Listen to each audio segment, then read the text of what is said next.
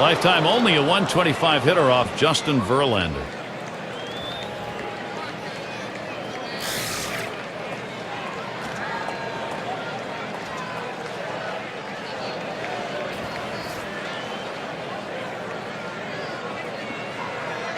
The first pitch.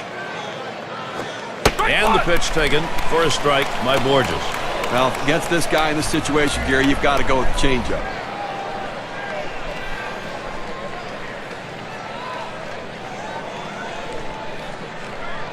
Now Avila sets up.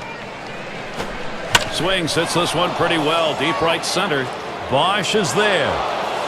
The dive, and he's got it. What a catch. Had to lay himself out, but he comes away with it. Well, the key isn't the catch at the end. The key is first step. He got a great jump on it, and that's what allowed him to run it down.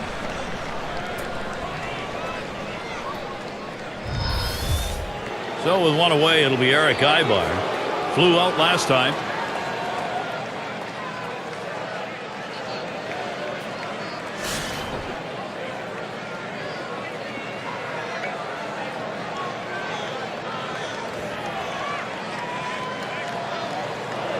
Here's the first pitch. And Verlander has him 0-1 with that called strike. Verlander just oozing confidence right now out there. I tell you, the consistency is starting to show he believes.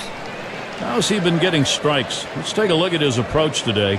Well, what stands out is when he's been most successful is when he's hitting the inside and outside corners of the plate. He's keeping the ball out of the middle, and that's the way you have success in this league. That's exactly it. Keep the ball out of the center of the plate, make it difficult for the hitter to center the ball on the bat. Fastball got him 2 down. You've got to have better plate discipline than that. With 2 strikes, you need to be defensive and try to make contact. But when you get a fastball, you need to read whether it's a strike or not.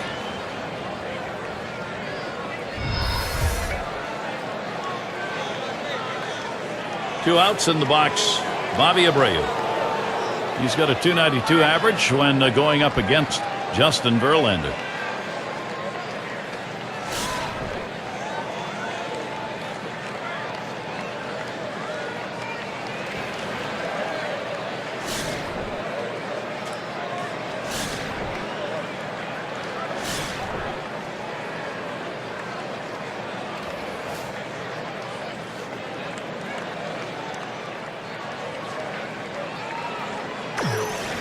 Here's the delivery. Outside as Abreu takes it for a ball. How's he using the strike zone to his advantage? Here's a quick look at how he's been mixing locations. One look at inside edge, and you can see, compared to what he normally does, he's missed more than his fair share trying to go outside. He's leaving too many pitches up where the hitter can see the ball well or it's out of the zone. He needs to target the bottom half of the zone much more frequently.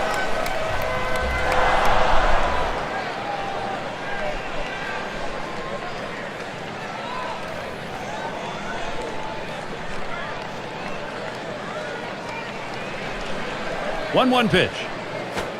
1-1 pitch is a circle change. That hits the target. 1-2. Well, a change up right there hit a good spot. You want to keep that down in the zone so even if they swing at it, it stays in the ballpark.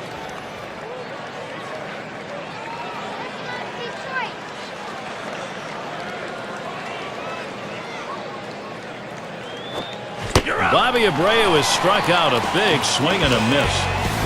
And nothing across here in this half of the inning. The Angels 2, Detroit 1. Bottom 3 due up next. Sun shining here at Comerica Park here in Detroit, and a great view of the city from this yard. And it's Johnny Peralta in the box now. There's a strike from Wilson, taking the count to 0-1. Steve, let's take a look at his pitching performance. You know, you change the hitter's eye level, you move the ball around, and he just cannot catch up to that high pitch. And they're just underneath everything here. You get a lot of fly ball outs.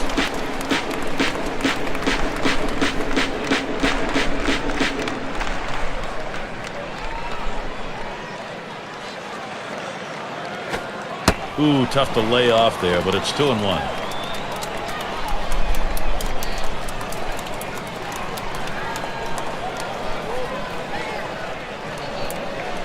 2-1 pitch. Now Peralta, the 3-1 count.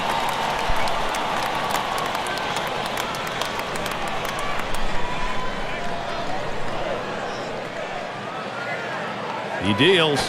That misses ball 4. The potential tying run on base. Well, good discipline by the hitter to lay off the high pitch and take his base. That'll bring Delman Young up. Well, Delman Young has the skill and athleticism to be a superstar. And once he puts it all together, you're going to see him reach that status. He had already driven in 100 runs in his career. I think he has the ability to be a 30-homer guy also. Oh, Gary, that walk right there is the tying run in this game. That's not how you want to make the opposition do it. Make them earn it. On the way. Swing and a miss on a ball inside for strike 1. Stevie knows he's really got to pitch now. He's put himself in a situation where he's really brought pressure on himself. These are the type of innings you get really big on you right here. It's about damage control. I know you put the tying run on, but you've got to bear down right here.